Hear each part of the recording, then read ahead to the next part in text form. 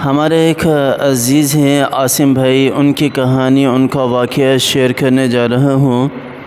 بیچارے بہت ہی غریب تھے اور حالات سے لڑائی کر کر کے تھک چکے تھے اور بہت ہی زیادہ غریب بھی تھے۔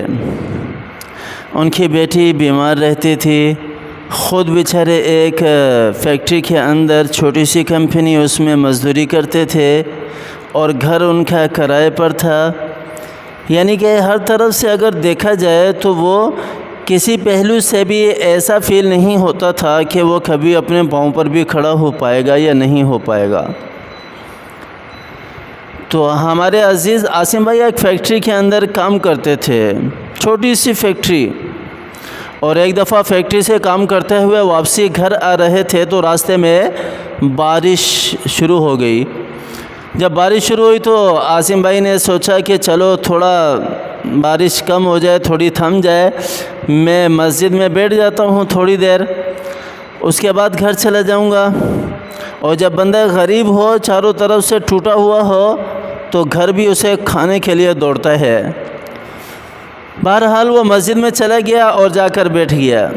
بیٹھے بیٹھے دل تو اس کا ویسے ہی بھرا ہوا تھا، دل اس کا اور زیادہ بھر آیا اور اللہ سے کہنے لگا، یا اللہ میں ہی کیوں، اتنا بس اس کا کہنا تھا، اور آنکھوں سے آنسو جو ہے وہ موتیوں کی طرح یوں بہنے لگے، جھڑنے لگے۔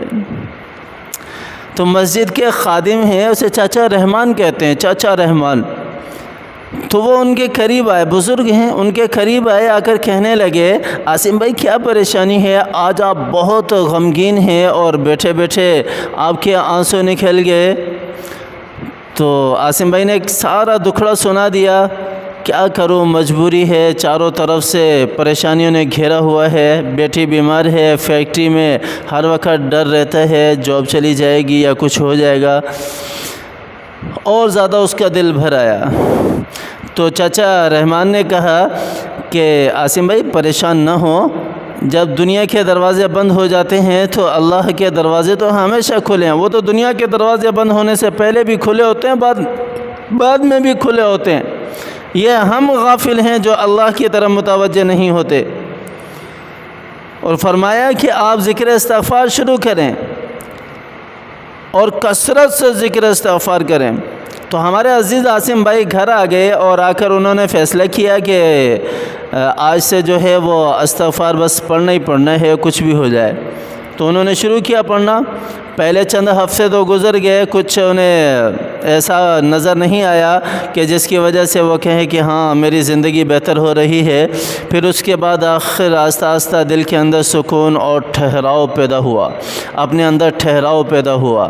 یہ انسان کو ٹھہراؤ مل جائے نا، یہ بہت بڑی نعمت ہے، بہت بڑی نعمت ہے۔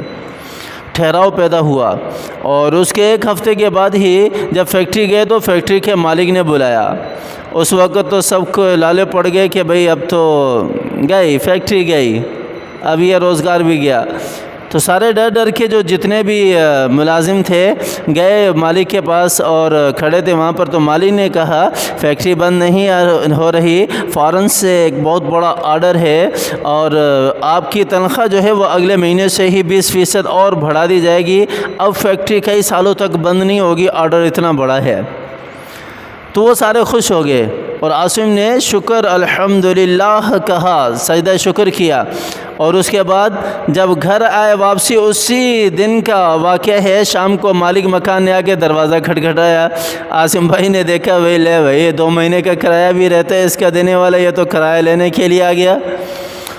تو اس نے مٹھائی کا ڈبہ عاصم بھائی کو دیا۔ عاصم بھائی حیران، بھئی کیا ماجرا ہے؟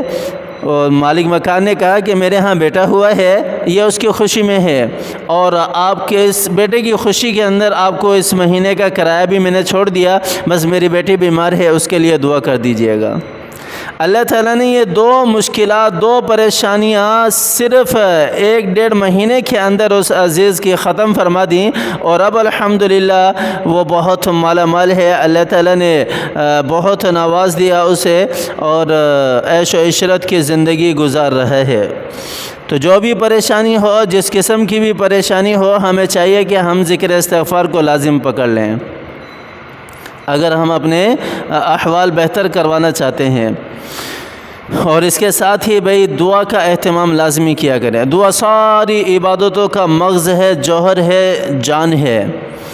دعا لازمی کیا کریں۔ اور جن دوست احباب نے دعاؤں کے لیے کہا ہے، جیسے ہمارے افتخار بھائی ہیں، شیر خان بھائی ہیں، عبداللہ کی مدر ہیں، اور اسی طرح ایک ہماری بہن ہیں، ان کے شوہر بیمار ہیں، دوسری بہن ہیں ان کے شوہر جو ہے وہ ان کو لینے کے لیے نہیں آ رہے، اور اسی طرح انڈیا سے تعلق رکھنے والے ہمارے حمدان بھائی ہیں، اور ایک اور ساتھی ہیں کل وکاس بھائی ہیں، اور ایک اور ساتھی کا بھی میسیج آیا تھا، انہوں نے بھی دعاؤں کے لیے کہا ہے۔ دعا کر دیں سب کے لیے ہاتھ اٹھا کر۔ اللہ تعالیٰ سب کی پریشانیوں کو ختم فرمائے، سب کی آفات کو دور فرمائے، آسانی والا معاملہ فرمائے، سب کی حاجتوں کو، تمناؤں کو پورا فرمائے، آمین ثم آمین۔